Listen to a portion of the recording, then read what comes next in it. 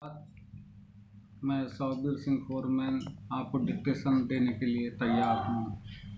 आज का डिक्टेशन ऋषि प्रणाली की किताब की एक्सरसाइज 58 से लिया गया है। डिक्टेशन का टाइमिंग शुरू होता है अब।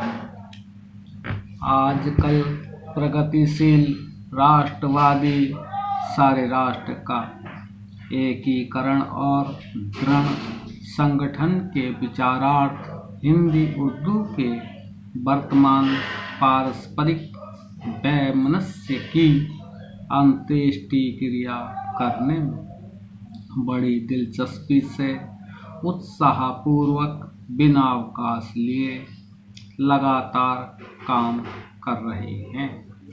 हर्ष की बात यह है कि बड़े बड़े महामहोपाध्याय, मातृभाषी और मातृभूमि के सेवक, प्रतिष्ठित लेखक, पत्र संपादक, बहुतेरे राजनीति पटु, MLA और महात्मा गांधी भी इनकी नीति का हृदय से समर्थन करते हैं। हमारे मुसलमान नेतागण तो इसके पक्के समर्थक हैं तथा अन्य प्रगतिशील मुसलमान भी इस स्कीम से पूर्ण सहानुभूति रखते हैं। इतना ही नहीं, भिन्न भिन्न राजनीतिक विचारशील लोग भी राष्ट्रभाषा की आवश्यकता महसूस करते हैं। आज देश में कम्युनिज्म, फैसिज्म, समाजवाद, लोकतंत्रवाद और साम्राज्यवाद आदि भिन्न भिन्न दृष्टिकोण रखने वाले भी इस बात को नामंजूर नहीं कर सकते हैं कि हिंदुस्तानी की तजवीज़ का विरोध करने से भविष्य में देश को पश्चाताप के कड़वे फल अवश्य ही चखने पड़ेंगे।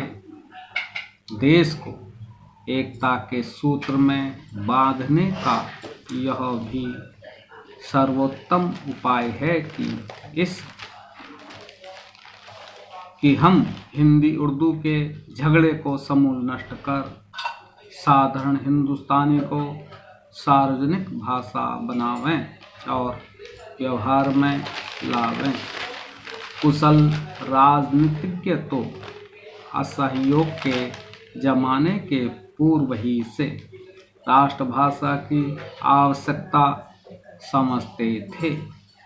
वे जानते थे कि राष्ट्रीयकरण करने के लिए भारत ऐसे बहुभाषी देश में राष्ट्रभाषा के निर्माण का प्रश्न उठेगा। वे लोग ठीक ही कहते थे कि यदि ऐसा ना हुआ तो देश का सर्वनाश हुए बिना न रहेगा। यदि निष्पक्ष भाव से हम हिंदुस्तानी की तजवीज़ तथा कार्यवाही का दिग्दर्शन कर स्वतंत्रता पूर्वक विचार करें तो निश्चय ही हम अपने तथा राष्ट्र के सम्मानार्थ न सिर्फ उसे मंजूर करेंगे वरन उसके साथ पूर्ण सहयोग भी करने लगेंगे।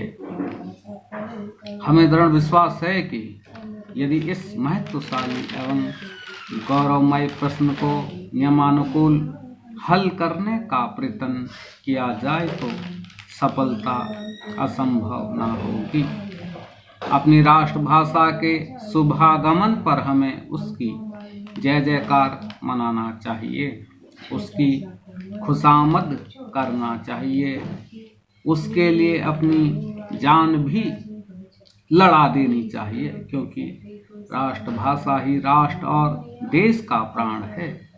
अब समय आ गया है जब देश के बच्चे बच्चे को राष्ट्रभाषा से पक्की जान पहचान कर लेनी चाहिए। देश के सामने यह समस्या छोटी मोटी नहीं है। इस विषय पर केवल मत संग्रह करने का समय चला गया।